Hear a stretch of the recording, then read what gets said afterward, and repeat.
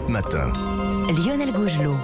7h49 sur Europe 1, c'est l'heure de l'édito politique. Cette semaine, c'est Rémi Godot du journal L'Opinion qui nous accompagne. Bonjour Rémi. Bonjour Lionel, bonjour à tous. Alors, le pass vaccinal, le retour du télétravail, l'accélération des rappels, sanctions accrues contre les fraudeurs face à la lame de front Omicron.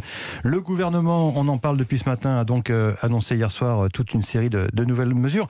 D'un point de vue strictement politique, qu'est-ce que vous retenez de ces annonces, Rémi ?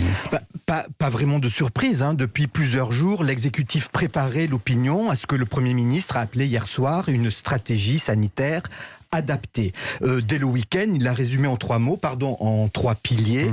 Pragmatisme, proportionnalité et efficacité. En mai dernier, lors du déconfinement, cette fois-ci, Emmanuel Macron avait, lui, utilisé un autre triptyque: humilité, pragmatisme et détermination. Bon, efficacité hier, détermination aujourd'hui, c'est le minimum syndical qu'on puisse exiger d'un gouvernement. Dommage que l'humilité soit passée à l'as, ça sert toujours. Mais entre mai et décembre, le pragmatisme est resté, tant mieux. Le variant Omicron prend plaisir à déjouer toutes les mobilisations des scientifiques. Mieux vaut agir sans présupposer. Reste le terme proportionnalité. Proportionnalité. J'ai l'impression que ce terme-là, il vous intéresse. Oui, parce que depuis le début de la pandémie, elle est centrale, cette question de la juste proportion entre préservation de la santé et restriction des libertés, pouvoir politique et magistère scientifique, action et surréaction. Mais avec Omicron, elle prend une autre dimension. Hier soir, Jean Castex a assuré vouloir, je le cite, adapter les dispositifs de manière proportionnée. Puis il a assuré comprendre que, je le cite encore, ces mesures qu'il a voulu proportionner puissent susciter une forme de ras-le-bol. Alors le voilà, le nouvel équilibre fragile, forcément fragile. Fragile, forcément fragile, et impossible, forcément impossible. Côté positif, la vaccination massive permet au pouvoir d'assumer de prendre des mesures moins sévères qu'ailleurs en Europe, malgré la fulgurance d'Omicron. Quel changement en un an. Mais côté négatif, l'exécutif n'ignore pas la lassitude des Français.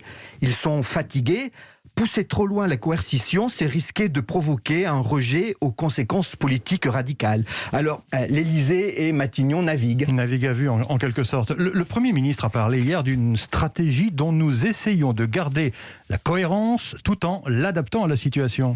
Oui, alors pour la cohérence, il y a les invariants de l'exécutif, loin d'être consensuels d'ailleurs. D'abord, préserver l'école, pas question de reporter la rentrée, même si les enfants se contaminent et beaucoup, mais l'impact dévastateur du premier confinement, notamment sur les élèves les plus défavorisés, a fait de la fermeture des classes un ultime recours. Nous n'y sommes donc pas. Ensuite, préserver l'économie, mais menacer de grandes désorganisations, c'est le retour du télétravail. Et puis, les folles projections sur l'impact de l'absentéisme sur la croissance devraient déboucher sur un raccourcissement des périodes d'isolement pour les cas contacts. On sera fixé à la fin de la semaine. Effectivement. Enfin, préserver le moral des Français. Tout ce qui ressemble de près ou de loin à un enfermement est évité. Le confinement, c'est la ligne rouge, résume un sondeur. Il y a bien sûr de nouvelles contraintes sur les jauges, dans les bars, dans les cafés, dans les concerts, mais pas de couvre-feu au réveillon. J'ajoute un quatrième invariant, cette incapacité à assumer jusqu'au bout toutes les mesures. Oui, je vois ce que vous voulez dire, vous voulez parler du pass vaccinal. Oui, exactement Lionel. Adopté hier en Conseil des ministres, le pass vaccinal est une façon un brin hypocrite, déguisé, a avoué sans chichi le ministre de la Santé, de s'approcher de l'obligation vaccinale.